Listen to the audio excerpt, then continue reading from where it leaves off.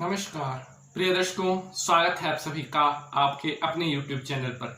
मैं पंडित नितिन शास्त्री आप सभी का हार्दिक स्वागत करता हूं। प्रिय भक्तों, दान कब करना चाहिए, किस दान का क्या समय होता है, बहुत महत्वपूर्ण विषय है।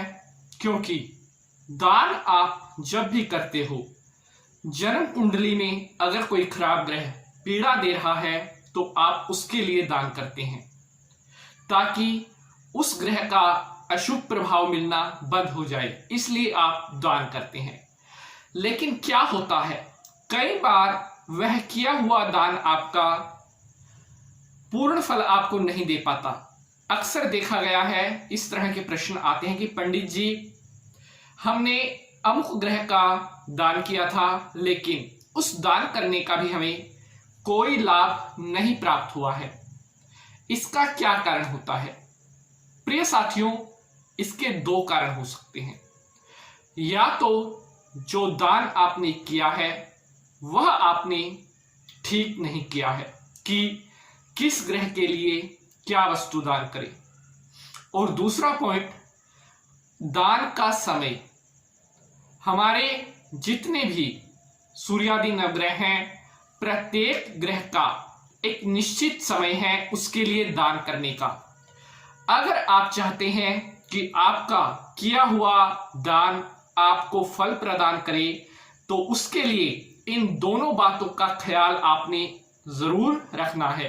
पहला तो कि किस ग्रह के लिए क्या दान किया जाए, और दूसरा कौन सा समय किस ग्रह के लिए शुभ होता है। क्योंकि बहुत से ग्रह होते हैं जिनका सुबह का, दोपहर का, सायंकाल का, इस तरह अलग अलग समय निश्चित होते हैं।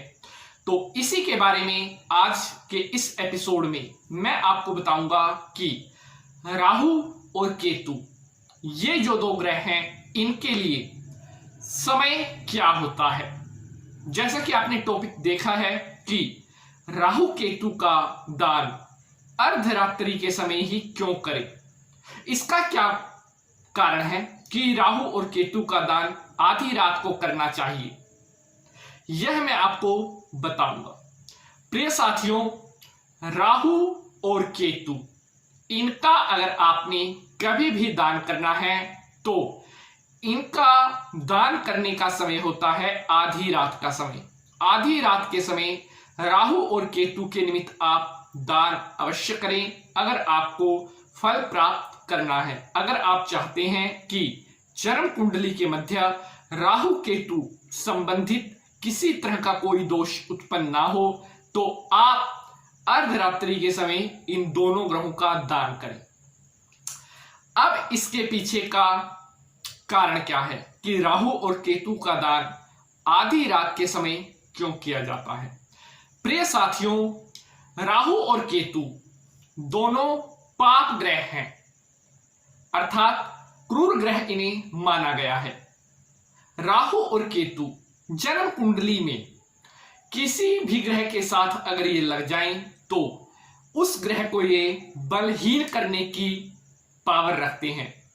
अर्थात अगर कोई उच्च का और शुभ ग्रह भी है तो राहु और केतु इतनी क्षमता रखते हैं कि उस शुभ ग्रह के शुभ प्रभावों को भी अशुभ प्रभाव में बदलने की ताकत ये रखते हैं।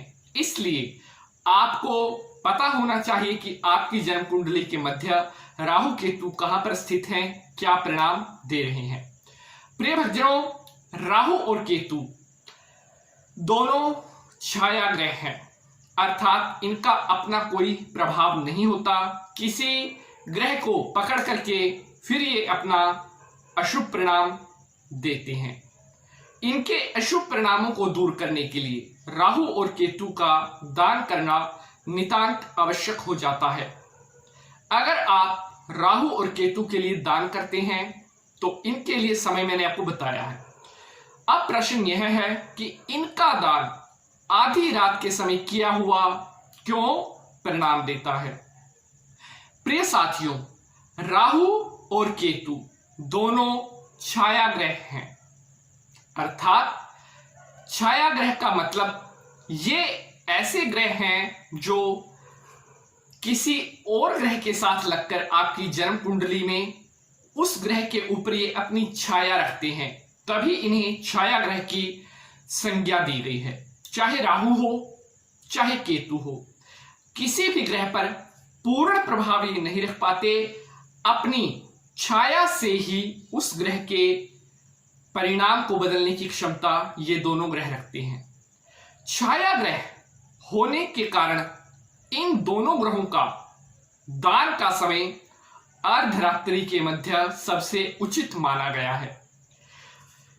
रात्रि की जब छाया हो, जब कम से कम 11 साढ़े 11 बजे के बाद का समय हो, उस समय अगर राहु और केतु के निमित्त दान किया जाए तो यह आपको उचित फल देने वाला होता है।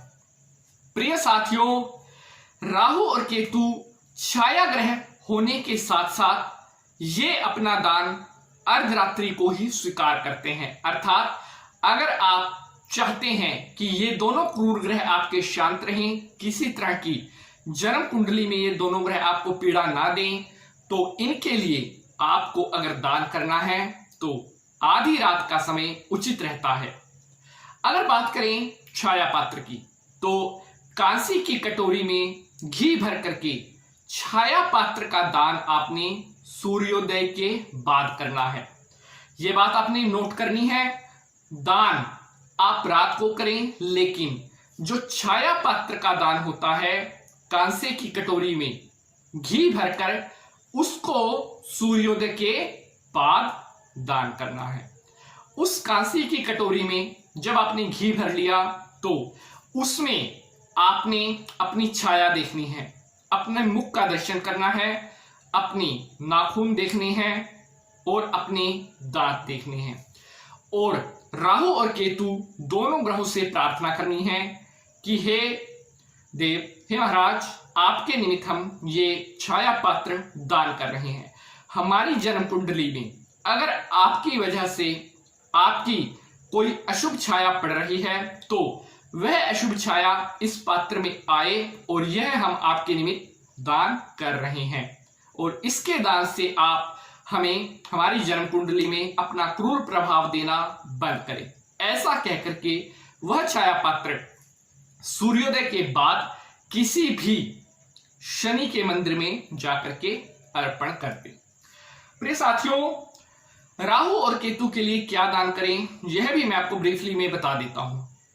राहु और केतु के लिए अगर आप काले कंबल का दान करते हैं सबसे उत्तम रहता है। जो बूर वाले कंबल होते हैं उन कंबलों का दान करना राहु और केतु के लिए सबसे ज्यादा उचित, सबसे ज्यादा सटीक माना गया है। इसके अलावा राहु और केतु के लिए अगर आप काले रंग का अन्य कोई वस्त्र, इसके साथ साथ काले रंग के उड़द इत्यादि आप दान करें तो आपके ये दोनों ग्रह शांत रहते हैं और आपको अपना क्रूर प्रभाव देना बंद करते हैं। प्रिय साथियों, आशा करता हूं आज के इस एपिसोड में दी गई यह जानकारी आप सभी को पसंद आई होगी।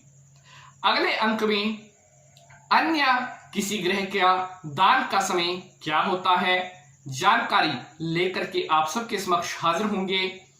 वीडियो को लाइक शेयर करना मत भूलिएगा। अगर आप चैनल पर नए हैं तो चैनल को सब्सक्राइब करने के बाद बेल का निशान जरूर दबा लेंगे, जिससे आपको हमारी आने वाली हर वीडियो सबसे पहले प्राप्त हो सके। अगर जन्म कुंडली संबंधित आपका किसी प्रकार का कोई प्रश्न है तो आप अपना प्रश्न कमेंट बॉक्स में छोड़ सकते हैं। जय माता की। ओम नमो भगवते वासुदेवाय।